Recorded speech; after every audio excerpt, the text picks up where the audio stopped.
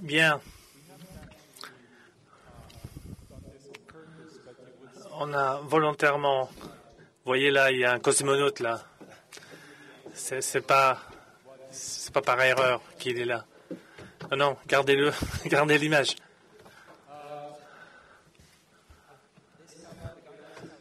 L'homme, c'est Aldrin, sur la Lune.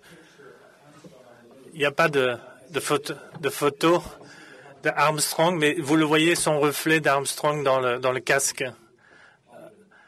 Voilà. Anecdote. C'était par hasard.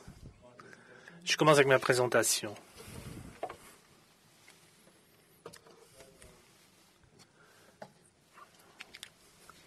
Voilà. Ça dit explorer la quatrième dimension du rêve à la réalité. Je présente aucune organisation internationale. Je ne fais que représenter moi-même, ce qui est déjà assez difficile. J'étais dans les affaires spatiales et dans la question de l'exploration spatiale depuis un petit moment. C'est quelque chose que nous avons mis au point il y a 12 ans pour à l'ESA, l'Agence spatiale européenne, pour l'exploration robotique et humaine de l'espace. Monsieur Chemillal m'a demandé de parler de la mission ExoMars, mais je pense qu'il faut déjà définir de quoi on parle quand on parle d'exploration spatiale et pourquoi on le fait. D'abord, il y a très longtemps, je vais adapter ma présentation. En général, je fais des choses plus pointues du point de vue scientifique, mais c'est une audience plus large ici. Ce que je voudrais dire, l'exploration, c'est dans nos gènes, de mon point de vue, parce que c'est historique. Le premier Homo sapiens, ou d'autres espèces même avant, les scientifiques sont d'accord que la plupart d'entre eux ont émergé plutôt du côté de l'Afrique et dans les régions où ils sont adaptés à leur environnement. Quand l'environnement a changé, ces gens-là ont disparu. Il n'y a que ceux qui ont exploré l'espace ont eu la possibilité de survivre quand l'environnement changeait. Ensuite, mais ça explique pas mal de choses par la suite. C'est-à-dire, il y a toujours eu un élan, il y a 5000 ans sur la Méditerranée, un désir d'exploration, une exploration plus récente. Ça n'a pas forcément toujours été, ça n'a pas été que positif, mais on a exploré les autres continents, mais c'est dans la nature humaine. Si vous le voyez, c'est un peu mon point de vue d'aujourd'hui. L'aéronautique, évidemment, l'exploration de l'espace, l'air fait partie de l'espace, donc l'exploration de l'aéronautique en fait partie. Et déjà, il y a 50 ans, on a commencé à quitter la Terre, de sortir du bocal de la Terre et d'aller plus loin, plus loin. On a fait des montagnes, on a fait dans les mers profondes, le pôle Nord, le pôle Sud. On doit aller dans l'espace. L'exploration, c'est un facteur d'adaptation, de survie, de sélection. L'exploration, le motif, ça peut être donc la richesse ou la puissance. On a vu ça dans les présentations précédentes. On peut aussi faire l'exploration spatiale pour le prestige, ce qui était en partie la raison pendant la guerre froide et donc la course à l'espace au moment de la guerre froide. Une fois de plus, un autre élément que je voudrais vous montrer, c'est que l'exploration, évidemment, existe aussi dans la littérature, dans la science-fiction, au XVIIe siècle. Le vrai film de science-fiction où l'auteur veut aller sur la Lune avec le moyen qu'il pouvait imaginer, avec son imagination de l'époque. Ensuite, bien sûr, vous connaissez Jules Verne, l'esprit de Jules Verne, explorer la Lune. Certains d'entre vous connaissent dans les années 50, 60, les séries, les romans de science-fiction, les revues, et bien sûr Tintin, Objectif Lune, en Europe. J'ai contribué un petit peu à ceci plus récemment, mais je vous montrerai plus tard. Dans le cinéma,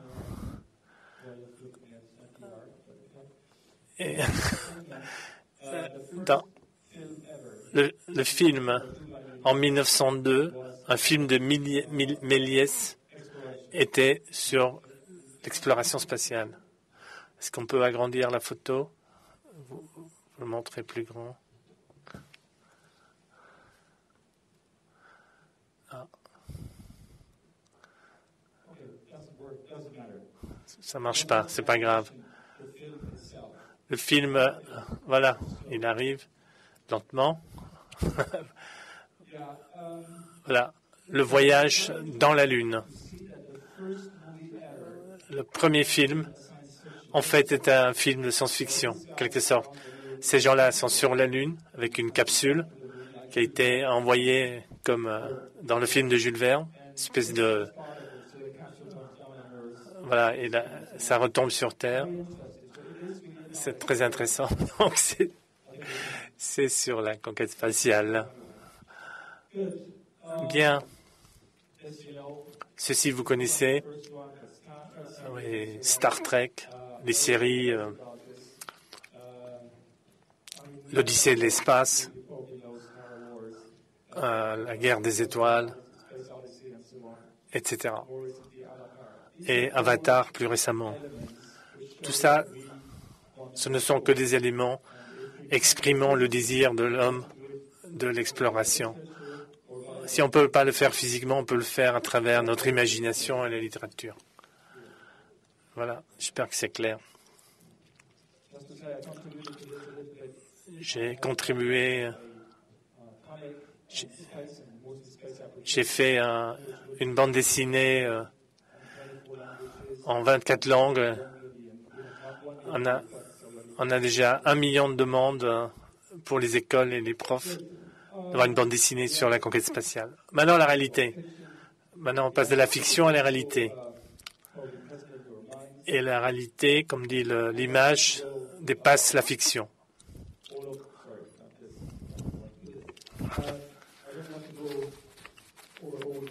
Je ne vais pas commenter toutes les étapes de l'exploration robotique.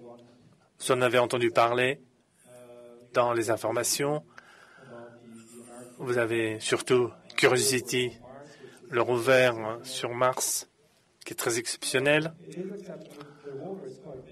C'est assez grand, ce rover. C'est pas une Mercedes, mais c'est une vraie voiture, quoi. Ouais, 900 kilos. C'était quand même plusieurs milliards d'euros, son coût. Les images en bas, c'est l'exploration humaine, les vols habités. Dans le programme que j'ai travaillé dans l'Agence spatiale européenne, j'ai toujours insisté qu'il faut les deux. Contre mes collègues qui disaient on n'a pas besoin des hommes, on peut faire 10 fois plus avec les robots, avec le même argent. C'est un point de vue, mais je pense que l'exploration humaine pose un tout autre défi. Si quelqu'un dans les 30 à 40 ans à venir est sur la planète Mars,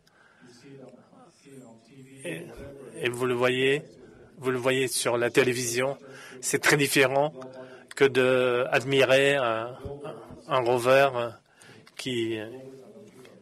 Les rovers, c'est pas des héros, mais on a aussi besoin de héros. On peut dire beaucoup de choses sur ça. Alors, regardons de plus près. Voilà, 1971, la première station Soyouz, à l'époque où les Russes étaient en avance. Ensuite, l'Agence spatiale internationale, la navette américaine, là. Les Russes avaient la même navette, le programme de navette, qui a volé qu'une fois en 88 avec des gens à bord. Donc, juste pour montrer que les Russes étaient en avance, les Américains ont pris le devant. Ça a été international ensuite. Je vous parlerai de la Chine ensuite. Et le rôle de la Chine, actuellement, va changer la donne. Pourquoi l'URSS était en avance? J'aime dire cela.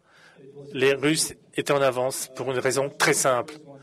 C'était les premiers d'envoyer un satellite artificiel, le Sputnik, le premier organisme vivant, le chien, l'Aïtka, les premiers hommes, premier programme spatial. Les Russes étaient toujours les premiers. La raison était très simple. Quand ils ont développé les fusées, qui sont en fait des missiles interbalistiques, ils ne pourraient pas miniaturiser les têtes nucléaires. Donc, ils avaient une énorme bombe.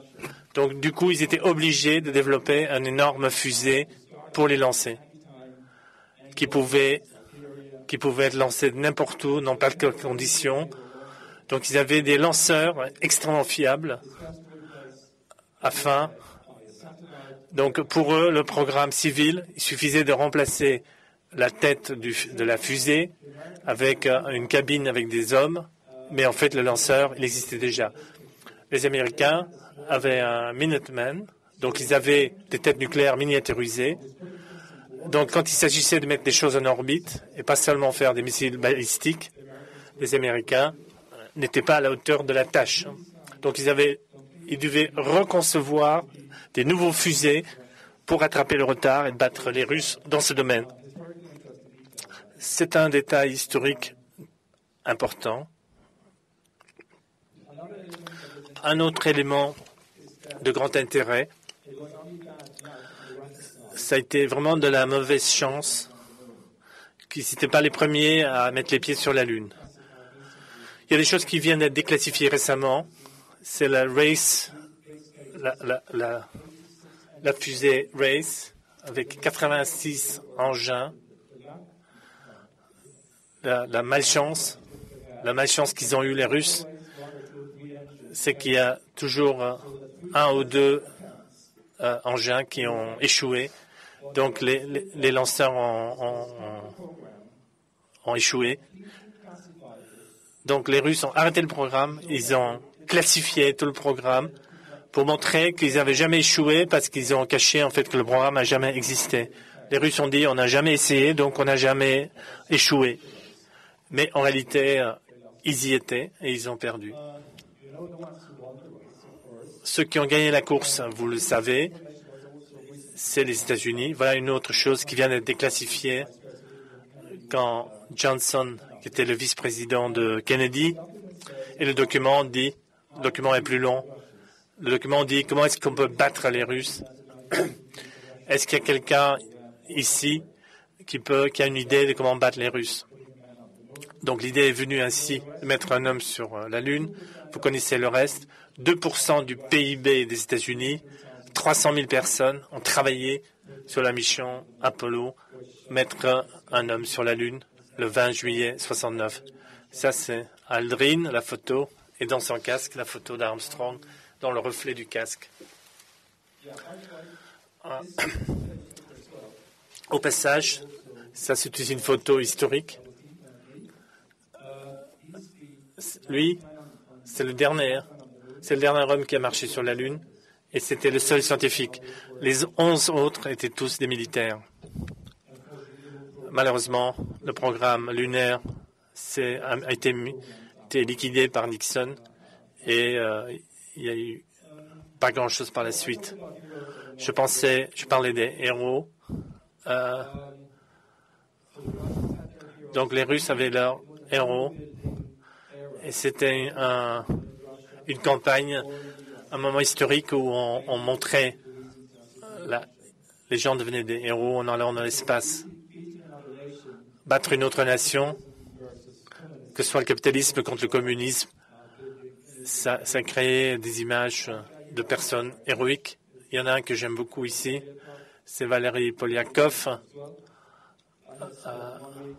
J'ai passé une semaine avec lui dans un simulateur à Moscou. C'est une personne très intéressante. Il a été décidé par les Russes d'avoir des vols pendant 14 mois. Ils ont formé des gens dans les simulateurs pendant 14 mois, quel est le temps qu'il faut pour aller sur Mars, pour montrer que c'était possible. Ensuite, les États-Unis ont été... Les Russes, il y avait aussi les Américains, les premiers Américains, John Glenn, Armstrong. Il s'agissait aussi aux États-Unis de fabriquer des héros. John Glenn, peut-être vous ne connaissez pas, il a volé en 1962 et aussi en 1998 quand il avait 70 ans. Donc c'était très intéressant. La NASA a justifié son vol en disant que c'était pour le récompenser parce qu'il avait tellement fait pour l'industrie spatiale. Alors, où en sommes-nous aujourd'hui? Voilà un petit survolé panoramique dans le passé. Alors, où est-ce qu'on en est aujourd'hui?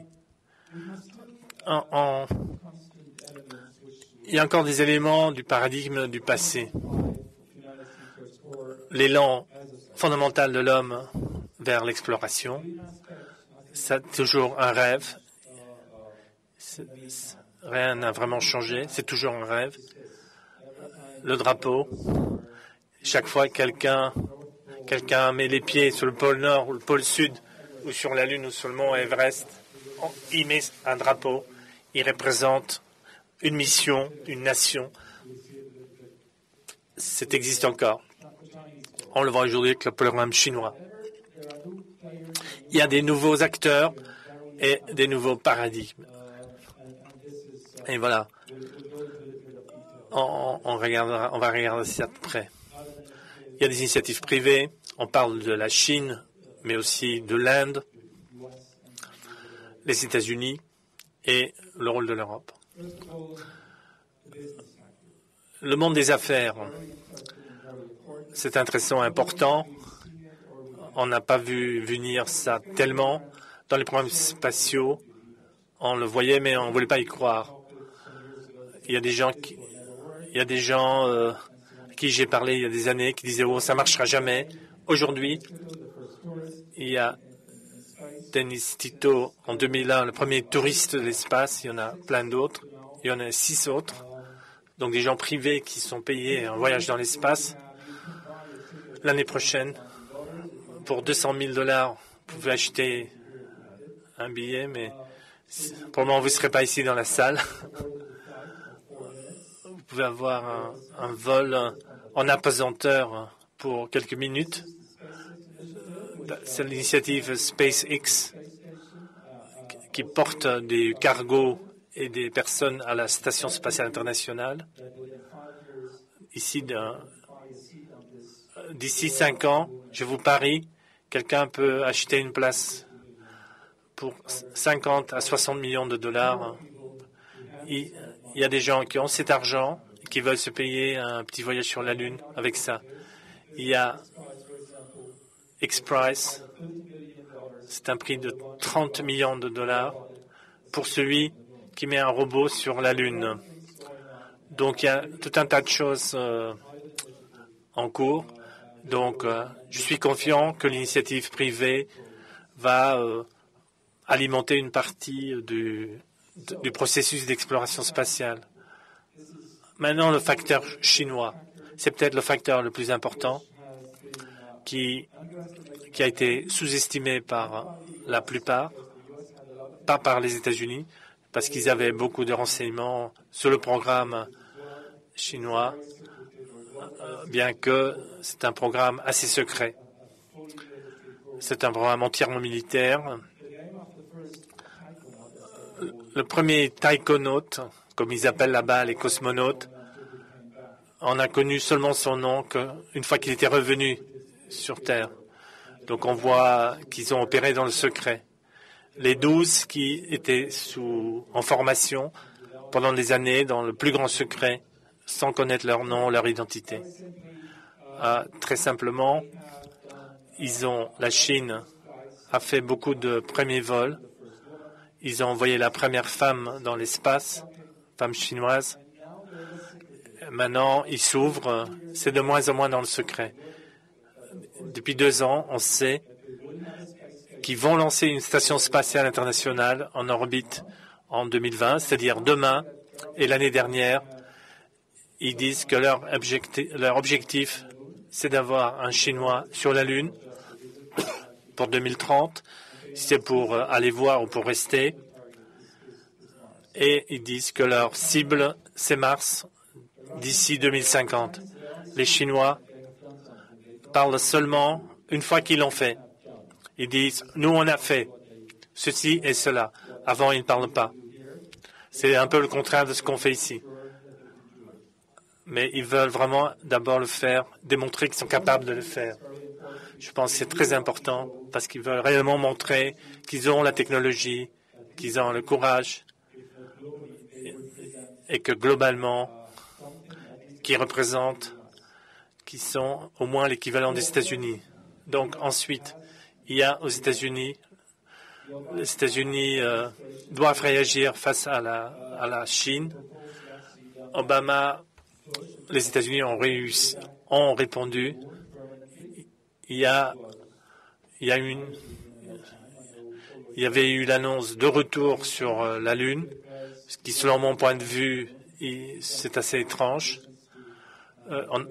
On n'a pas besoin de retourner sur la Lune pour justifier des missions pour aller plus loin, notamment sur Mars. Donc, ce que l'administration américaine prépare, c'est un plan pour battre les Chinois. Si les Chinois vont à la Lune, on peut être sûr que les Américains n'iront pas sur la Lune, ils iront plus loin. Et ce véhicule et ce lanceur, c'est presque celui que Von Braun a conçu.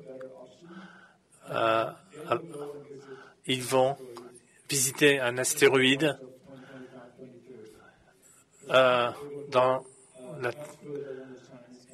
ils vont aller beaucoup plus loin que tout ce que les Chinois peuvent faire. Donc, on est de nouveau dans une course à l'espace, un peu à l'image de ce qui s'est passé lors de la guerre froide.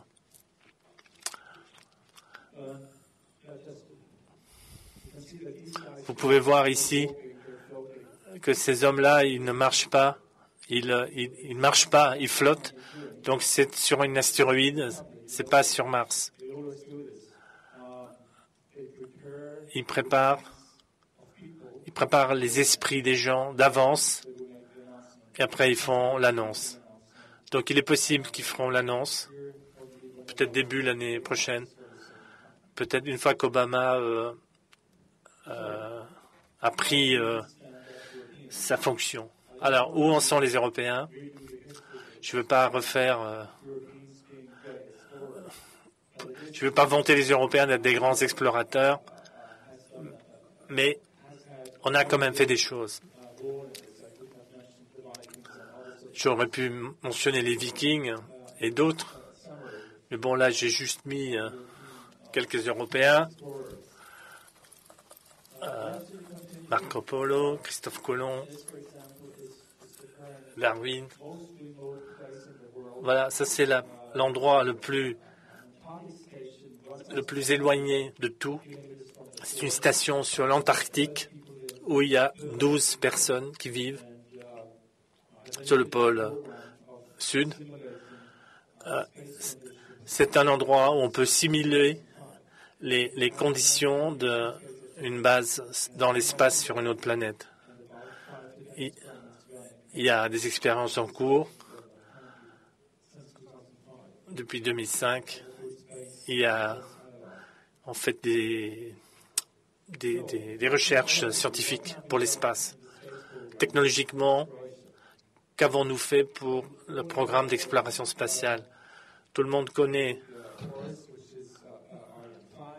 notre Ariane 5 qui peut prendre des gros satellites.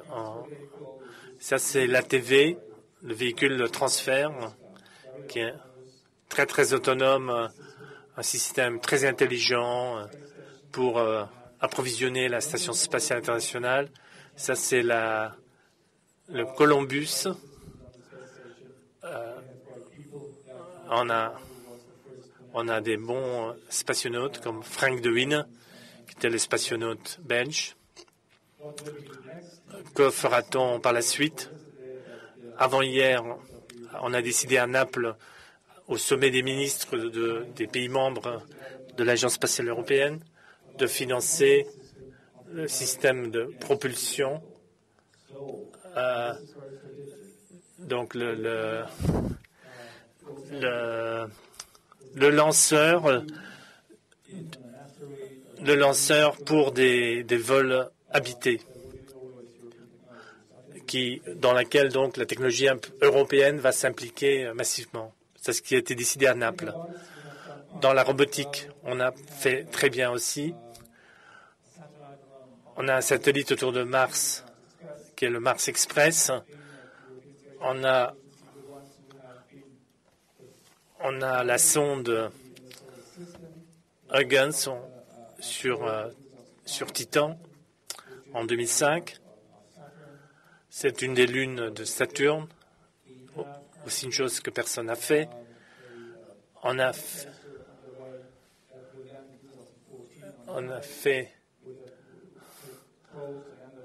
un robot qui va, je n'ai pas très bien compris, qui va en 2014 atterrir sur une planète. Et on a le plan donc ExoMars, dans lequel je vais parler maintenant un peu plus. Ah oui. Dans 2014, c'est la comète Rosette. Voilà, donc maintenant sur ExoMars. En fait, M. Schmidt est un des auteurs qui a conçu le programme ExoMars. Ce concept, le programme, a été développé en 2009. J'étais le premier scientifique qui a commencé à développer ce concept. Le concept était très simple. Un tas de programmes à cette époque regardaient la géologie, la géophysique, etc. Et notre idée, c'était allons pour l'essentiel, la vie et l'eau. Comment détecter sur Mars pour voir s'il y a de l'eau ou de la vie?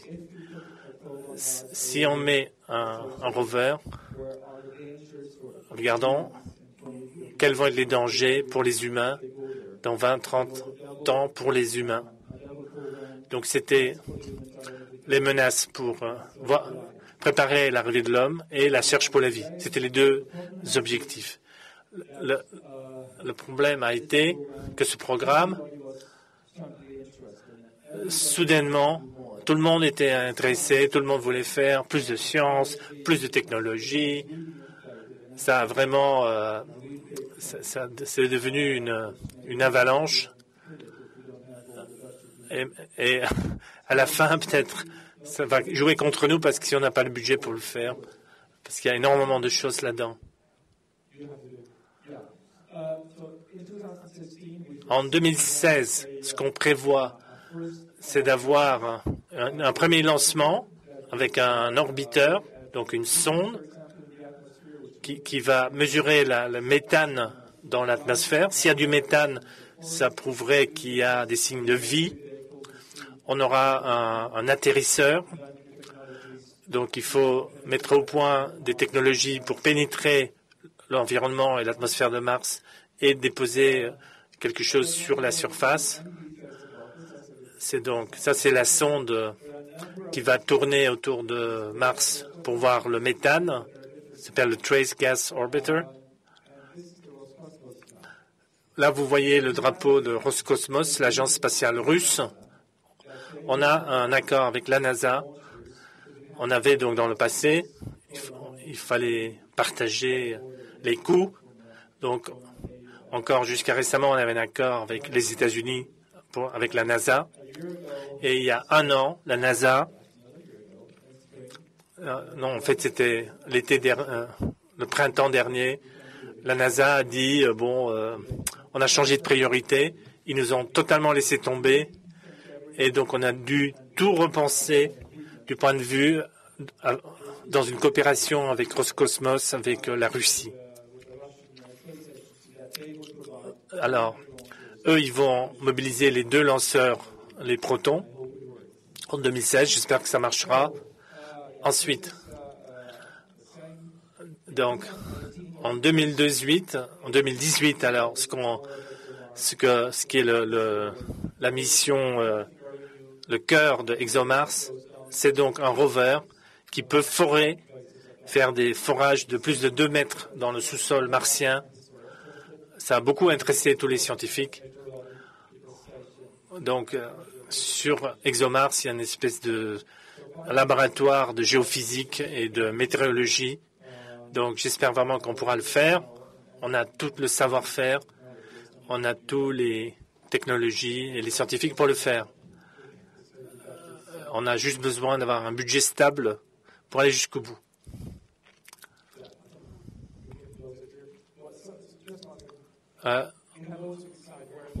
On a déjà aussi décidé où est-ce qu'on veut atterrir. Je vais pas, c'est assez compliqué. Je ne vais pas mettre tous les détails ici. Alors, voilà ce que j'avais à dire sur ExoMars. Quels sont les défis pour réussir à réaliser ce que vous voyez sur cette image? Alors, si on allait voir la feuille de route pour arriver à cette mission et d'autres des missions pour amener des hommes sur Mars, ce qui comptait vraiment, c'est de les convaincre, mes collègues, c'est d'avoir des images synthétiques pour la NASA. J'ai dit non, il faut arrêter. Donc j'ai demandé de faire une image, un dessin avec le logo de l'ESA. Ce qui est intéressant ici, le défi financier n'est pas si terrible en réalité. Si vous développez ça sur les 30 ans dans un cadre de coopération internationale où les gens réellement travaillent ensemble, c'est seulement 1/10 du coût de la guerre d'Irak. Donc là, je vous ramène dans les présentations antérieures.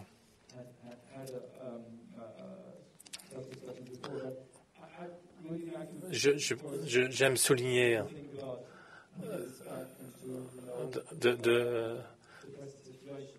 de repositionner ce sujet. On pourrait tellement économiser de l'argent en ayant un objectif commun. Tous les programmes d'exploration européenne, c'est moins de 1 euro par personne par an pour chaque Européen. C'est vraiment un fond d'un verre de bière.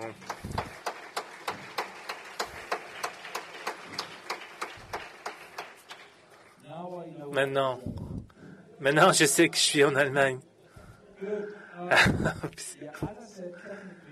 J'ai dit, techniquement, c'est un défi, mais les capacités sont là.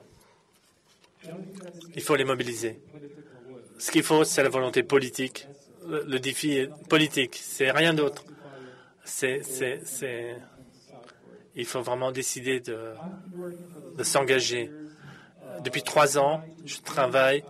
J'essaye d'amener tout cela au niveau politique. Je travaille à la Commission européenne.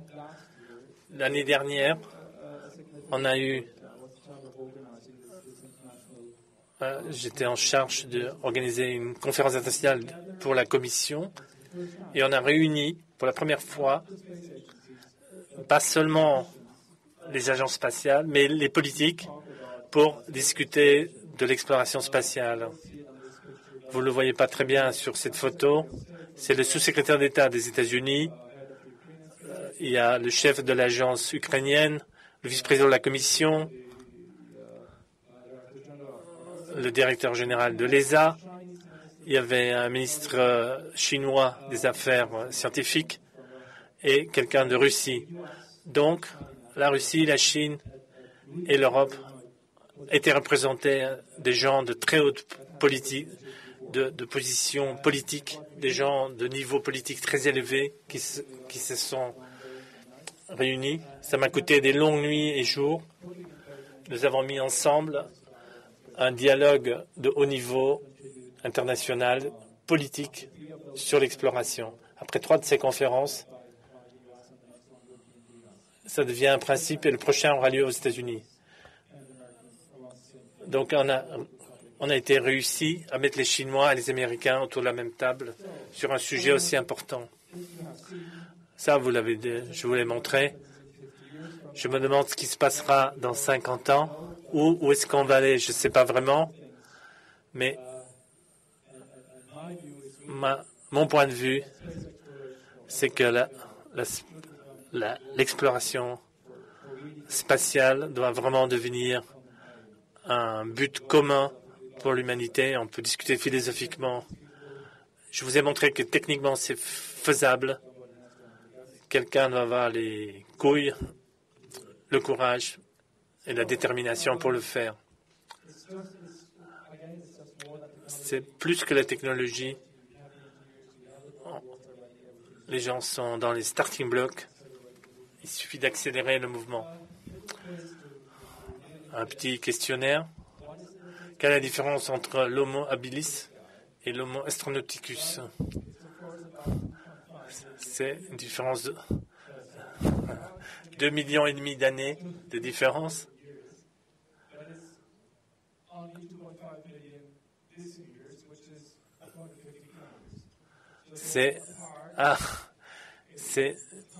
La différence est 2,5 millions de décimètres de distance entre la surface. C'est que 250 kilomètres, 250 000 kilomètres. Donc, on n'a pas vraiment été très loin dans l'espace et on peut aller beaucoup, beaucoup plus loin. Mais c'est pas tout. Bien sûr, les choses ne sont pas si simples. Il faut beaucoup de savoir-faire, il faut beaucoup de recherche pour y arriver.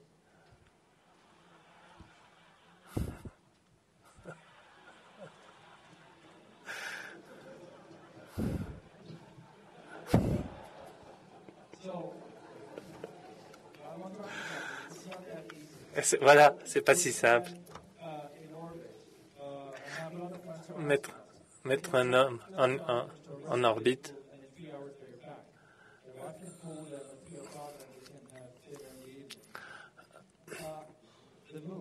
La Lune. Il faut 3 jours pour venir de la Lune, dans une urgence. C'est pas terrible. Mais amener quelqu'un à Mars, il faut 6 mois pour y aller, 6 mois pour revenir. Et si vous voulez travailler sur Mars, c'est 40 jours ou 500.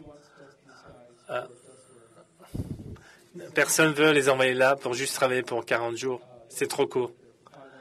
Donc, il faut qu'ils y travaillent pour 500 jours et qu'ils reviennent. C'est vraiment une énorme question. Parce que la sécurité est quand même une préoccupation essentielle.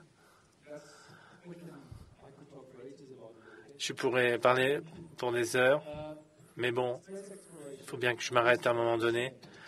L'expérience spatiale n'est pas une question si on le fait ou pas. C'est quand. Ce sera, si ce n'est pas nous, ce sera nos enfants, ce sera quelqu'un d'autre. Ça peut être des Chinois, des Américains, des Russes, mais ça se fera. Alors pourquoi pas nous commencer tout de suite?